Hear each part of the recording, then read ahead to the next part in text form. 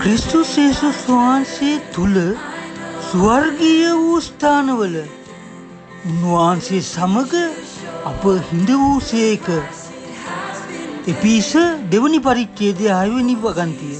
සැපයුම ලැබුවට පස්සේ ක්‍රිස්තුස් වහන්සේම උන්වහන්සේ කරන කොටගෙන අපි ඔබ ස්වර්ගීය ස්ථානවල උන්වහන්සේ සමග ඉඳවලා ඉවරයි. ඒ කියන්නේ ස්වර්ගික ආශිර්වාදය අපිට ලැබිලා ඉවරයි උන්වහන්සේ පිළිගන්නට පස්සේ. ඉතින් ඒක පවත්වාගෙන යන එක ඔබේ මගේ වගකීම. ඔබට සුබ රාත්‍රියක්. යේසු පීඨයි.